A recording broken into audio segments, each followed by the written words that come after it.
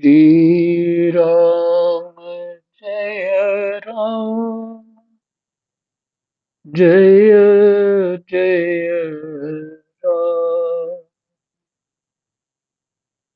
श्री राम श्री राम जय राम जय जय राम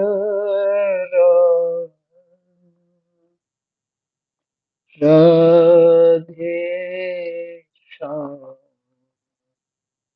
राधे श्याम जय जय राधे श्याम जय जय राधे श्याम।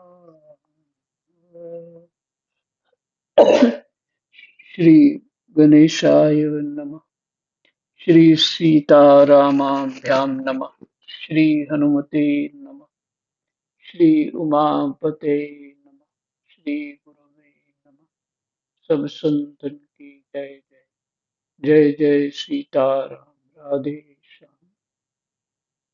श्रीमद्भागवत महापुराण चतुर्थ स्कंद तीसरा अध्याय।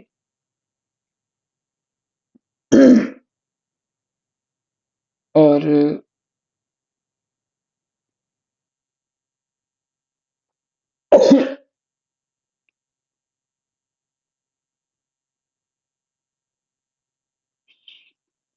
श्लोक संख्या 8 से पाठ करते हैं। कृष्णाय वासुदेवाय हरये परमात्मने प्रणतः क्लेशनाशाय गोविंदाय नमो नमः।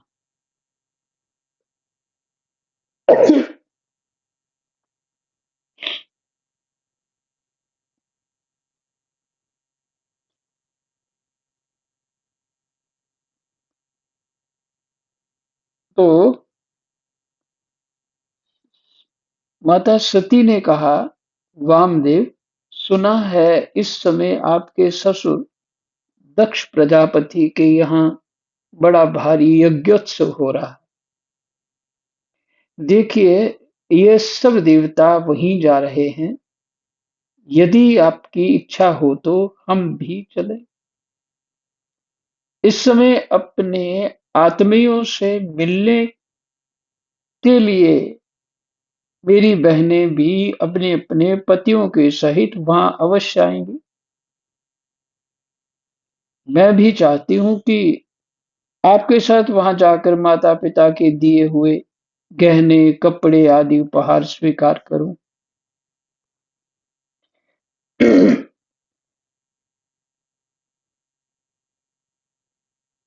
वहां अपने पतियों से सम्मानित बहनों मौसियों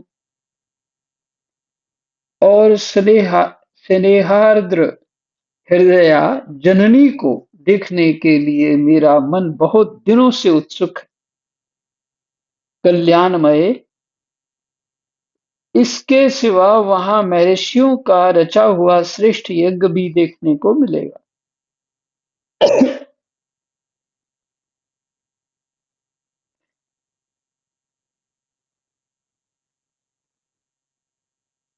अजन्मा प्रभो, आप जगत की उत्पत्ति के हेतु हैं।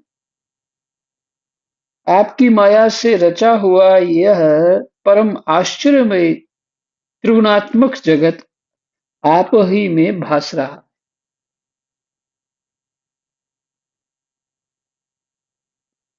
किंतु मैं तो स्त्री स्वभाव होने के कारण आपके तत्व से अनभिज्ञ और बहुत दीन हूं। इसलिए इस समय अपनी जन्मभूमि देखने को बहुत उत्सुक हो रही हूँ।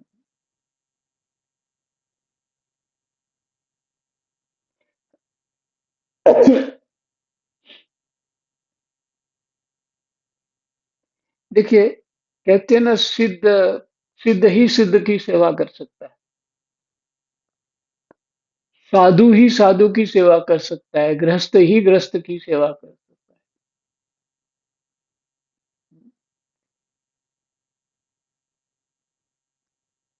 माता सती जानती सब है, लेकिन अपनी कमजोरी भी जानती।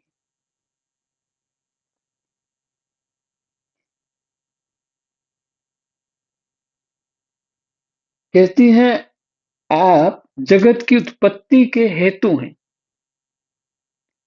जगत जो ये उत्पन्न हुआ, आप कारण हैं।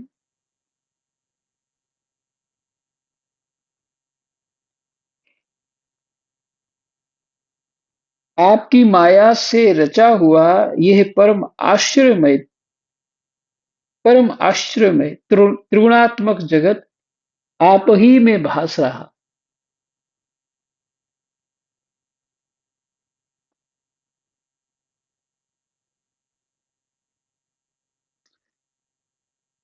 देखिए, ऐसा होता है ना, हमें बोला गया था कि भगवान शंकर की पहले पूजा करके फिर जो है, जो आप पाठ करते हैं, मंत्र करते हैं इत्यादि जो भी, फिर वो करना है। तो ये रहस्य है, ये इसका जो थोड़ा सा समझ में आता है तो बहुत विस्तार, कि अहम तो भगवान ही है, शंकर। तो अहम अहम ही तो पूजा करते हैं। वही अहम अंश रूप में हम में है। उस अहम को पुष्ट कर लिया, और फिर सेवा, भगवान के जो आगे नियम करने हैं, वो होते हैं। तो कारण तो भगवान शंकर ही हुए ना।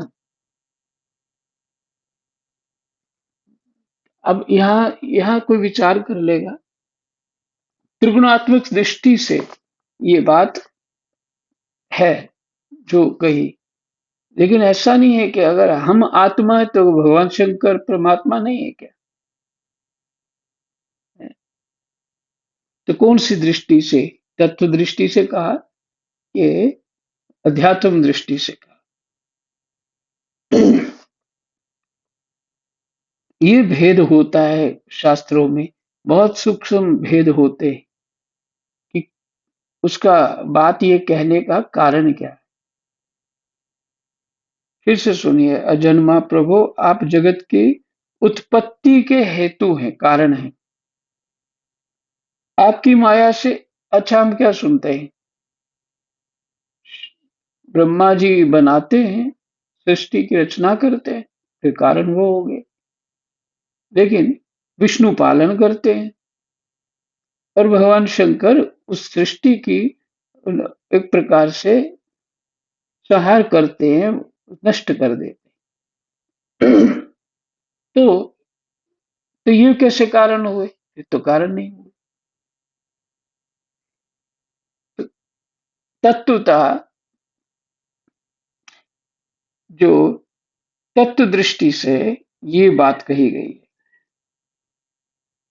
कि आप उत्पत्ति के हेतु हैं, आपकी माया से रचा हुआ ये परम आश्चर्य में, आपकी माया से,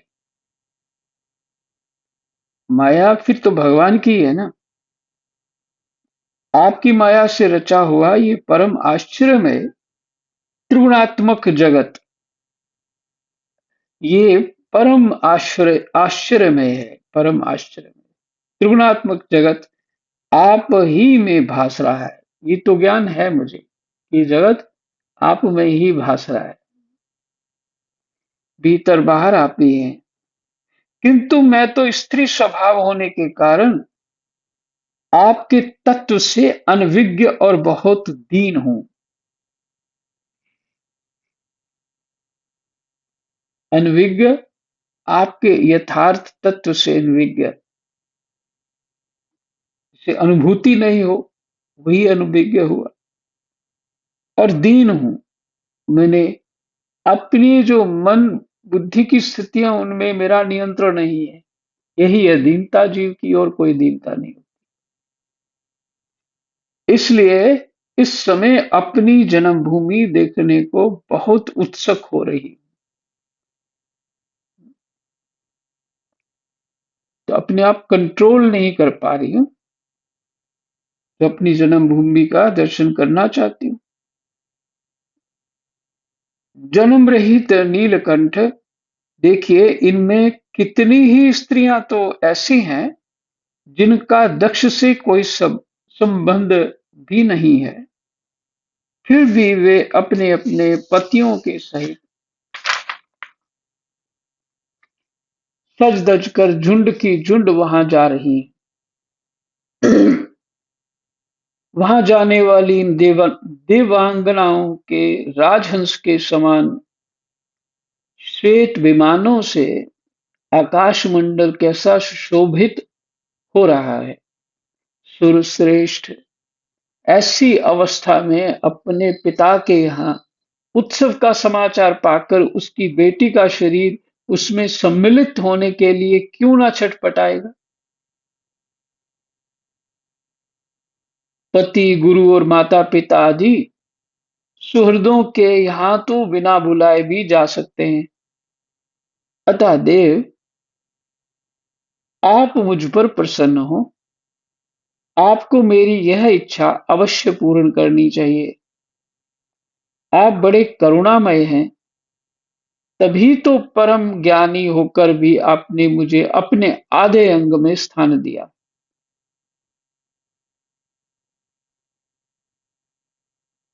अर्थात ही आपने करुणा करी।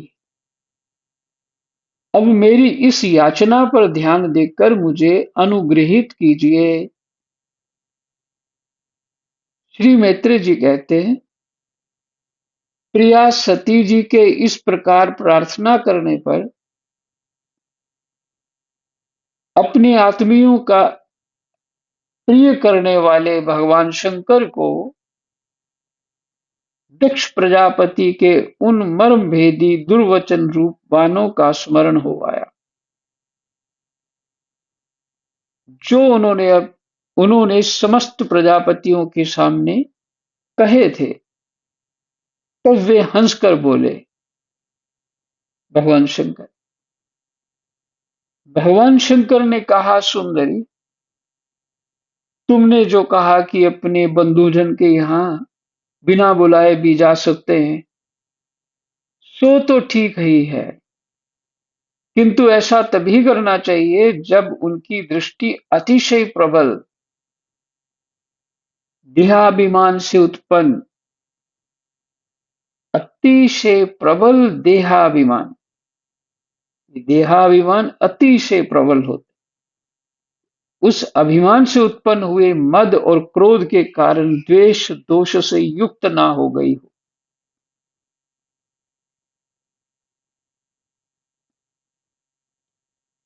जब उनकी दृष्टि अतिशय प्रबल देहाभिमान से उत्पन्न हुए मद और क्रोध के कारण द्वेष दोष से युक्त ना हो गई हो, तब तो हम बिना बुलाए भी जा सकते।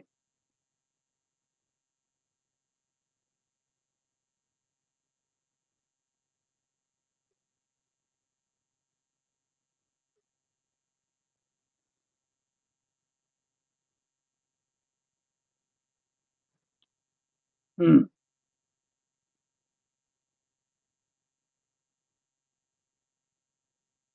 विद्या, तप, धन, सुदृढ़ शरीर, युवा अवस्था और उच्च कुल, ये 6 सत्पुरुषों के तो गुण हैं। अगर ये सत्पुरुषों के पास है तो ये गुण है, और ये दुष्ट पुरुषों के पास है तो ये अवगुण है। परंतु नीच पुरुषों में यही अवगुण हो जाते हैं।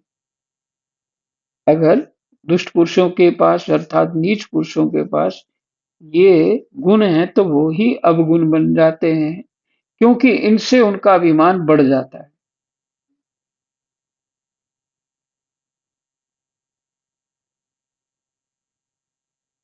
हाँ, यही कहना चाह रहा था। कुछ बात इसमें समझ में आई थी। विचार कर रहा था कि मैं कहना क्या चाह रहा था, भूल गया था, अब थोड़ा समझ में आ गया।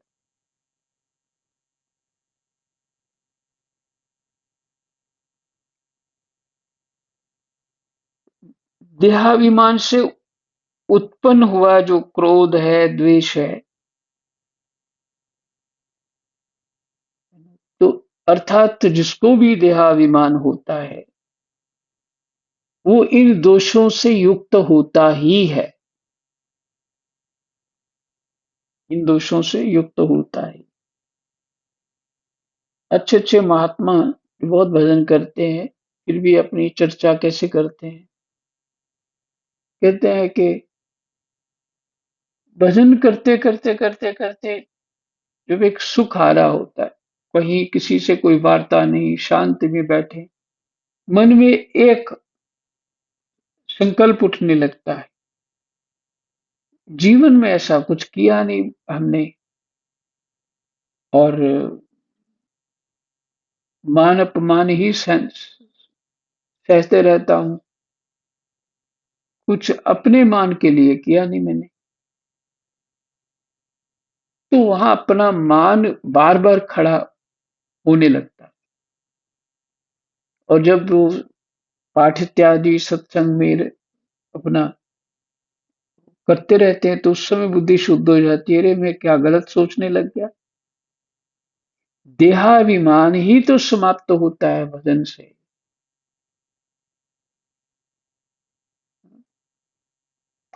सूक्ष्म शरीर को ही तो हमने मुक्त करना है। स्थूल शरीर तो मुक्त है ही पहले से, चाहे वो संयुक्त हो शरीर से या ना हो। शरीर जो सूक्ष्म शरीर इस शरीर से छोड़ के चला जाता है, स्थूल शरीर को, तो भी जब चला जाता है तो ये शरीर मुक्त ही है, और पहले भी मुक्त होता है जब उसमें वो शरीर में प्राण रहते हैं। क्योंकि ये जड़ है, इसको कोई फर्क नहीं पड़ता, उस सूक्ष्म को ही फर्क पड़ रहा था। तो ये सब गुण दोष जो हो सूक्ष्म शरीर में होते हैं, स्थूल शरीर में नहीं होते। और मुख्य बात कहाँ होते हैं? हमारे अंतःकरण में होते हैं। वो क्यों होते हैं? अज्ञान से होते हैं। बुद्धि शुद्ध नहीं हुई, यही कारण है। तो बताइए, दक्ष की ऐसी स्थिति भगवान शंकर कह रहे हैं। दक्ष महाराज दक्ष कोई साधारण नहीं है। तो यही चिंतन करता हूं, जो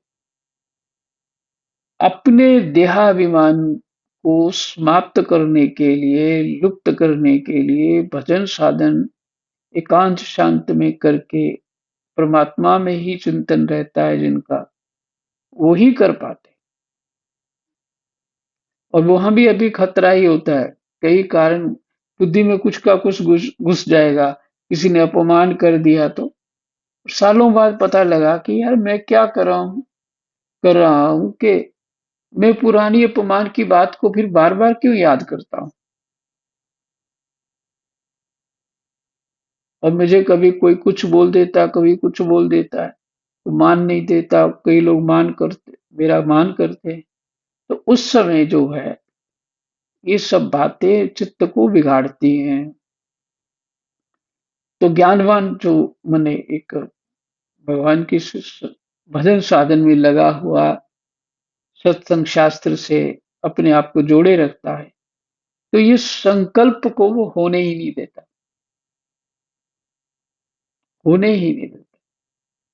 लेकिन माता पार्वती जी कह रही हैं मैं स्त्री हूं, और फिर मैं अनभिज्ञ हूं तत्व से आपके, इसलिए बेवा स्त्री हूं। मने क्यों स्त्री हूं? कि मन में नियंत्रण नहीं है, बुद्धि में भी नियंत्रण नहीं है,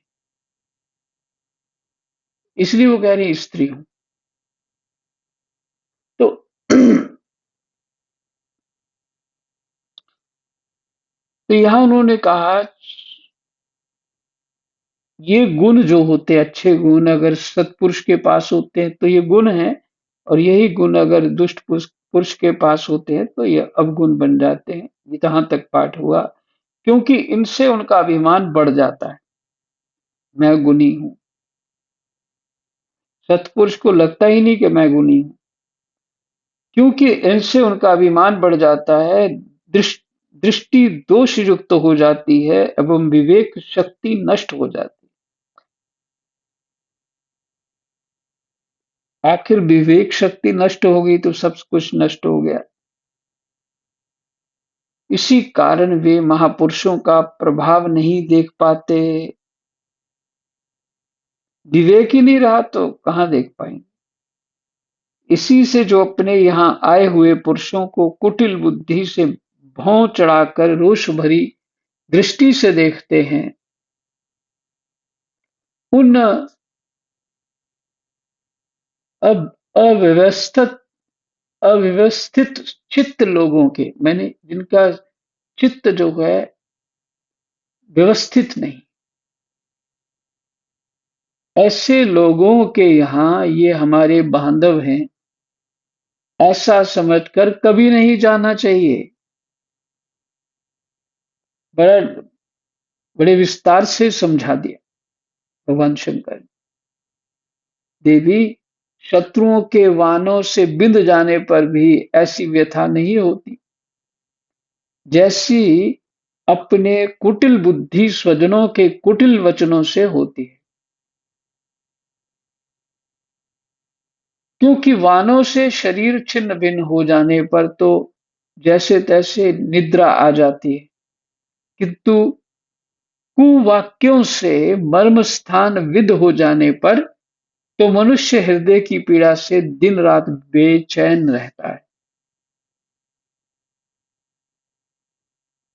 सुंदरी, अवश्य ही मैं ये जानता हूं कि तुम परमोन्नति को परमोन्नति को प्राप्त हुए दक्ष प्रजापति को अपनी कन्याओं में सबसे अधिक प्रिय हो। उनकी उनको और भी ना पद दे दिया था भगवान बाद में ब्रह्मा जी ने, इसलिए उनकी उन्नति हो चुकी है। कहते हो उस दक्ष प्रजापति को तुम तो प्रिय हो, तथापि मेरी आश्रिता होने के कारण तुम्हें अपने पिता से मान नहीं मिलेगा। भगवान शंकर जी सब ये बात बड़ी खोल के समझा रहे हैं।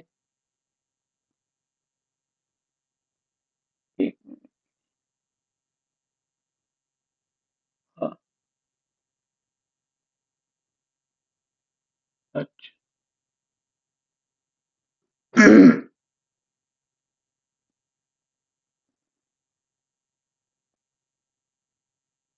मेरी आश्रिता होने के कारण, मेरे साथ संबंध होने के कारण तुम्हें सम्मान नहीं मिलेगा।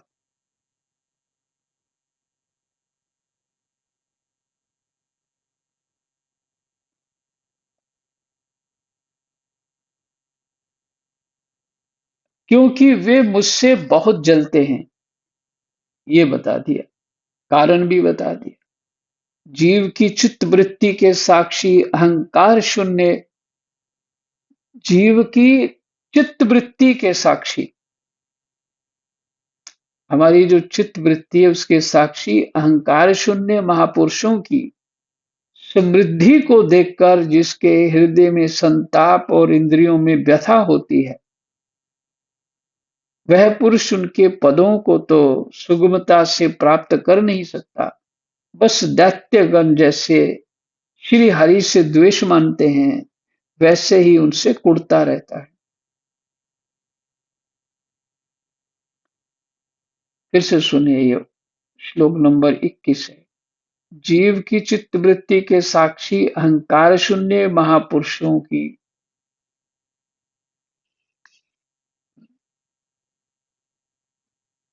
एक साक्षी भाव होता है ना, ऐसे अहंकार शून्य साधना है साक्षी भाव भाव की भी, कि मैं करता नहीं हूं, कर्म तो वैसे ही करता है जिसे करने चाहिए, लेकिन फिर भी अपने को साक्षी मानता है, मैं देखने वाला हूं। ऐसे अहंकार शून्य महापुरुषों की समृद्धि को देखकर जिसके हृदय में संताप और इंद्रियों में व्यथा होती है, वह पुरुष उनके पद को तो ऐसे ऐसी स्थिति में उनके पद को तो सुगमता से प्राप्त नहीं कर सकते। बस दैत्यगण जैसे, किस तरह, कैसे, जैसे दैत्यगण श्री हरि से द्वेष मानते रहते हैं, वैसे ही उनसे कुढ़ता रहता है ऐसा व्यक्ति। खुद तो वो स्थिति प्राप्त नहीं कर पा रहा है, इसलिए कुढ़ता है और द्वेष करता है। सुमध्य में, इसका अर्थ है कि भगवान शंकर अपनी स्थिति को प्रकट कर रहे हैं, ये कोई दोष नहीं है कि मैं इस स्थिति में हूं और दक्ष की स्थिति में, वो देहाभिमान में, मैं साक्षी भाव से अहंकार शून्य हूं।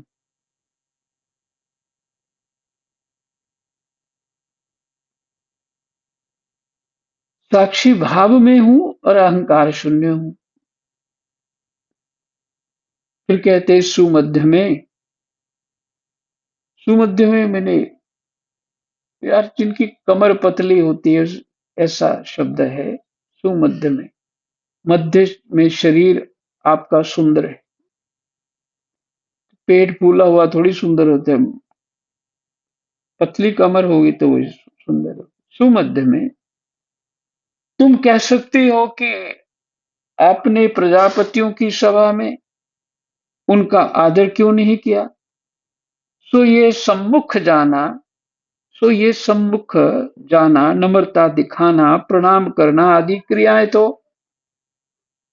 क्रियाएं जो लोक व्यवहार में परस्पर की जाती हैं, तत्वज्ञानियों के द्वारा बहुत अच्छे ढंग से की जाती हैं। तत्वज्ञानियों के द्वारा बहुत अच्छे ढंग से की जाती है। वे अंतर्यामी रूप से सबके अंतःकरणों में स्थित परम पुरुष वासुदेव को ही प्रणाम आदि करते हैं। बहुत सुंदर बात, यही है नमस्कार का भाव। वो उसके देहाभिमान को नहीं वो प्रणाम करते, वो उसकी उम्र है, ऊंचा पद है, इसको नहीं प्रणाम करते। वो तो उसके भीतर जो आत्म तत्व है उसको प्रणाम करते हैं, और देहाभिमान को प्रणाम कर ही नहीं सकते।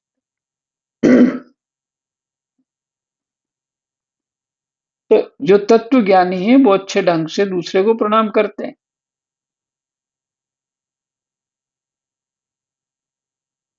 देहाभिमानी पुरुष को नहीं करते।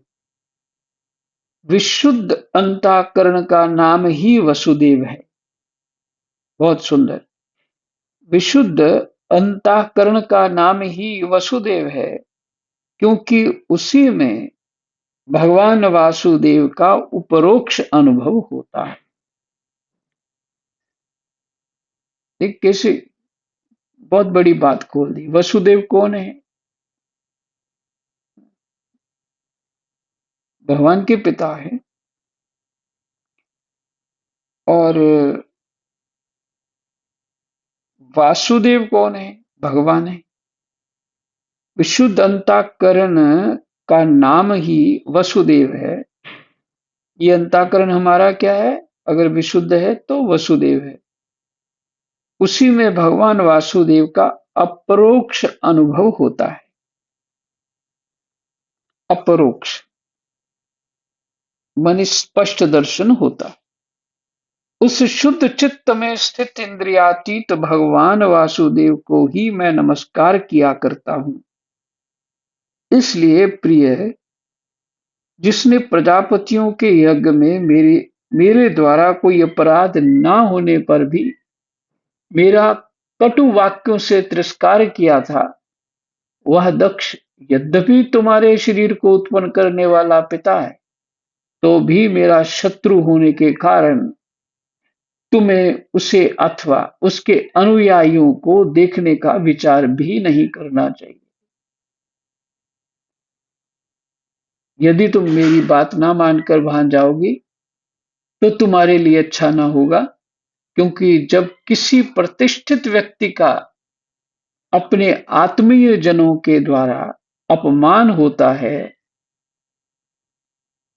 तो वह तत्काल उनकी मृत्यु का ही कारण हो जाता है।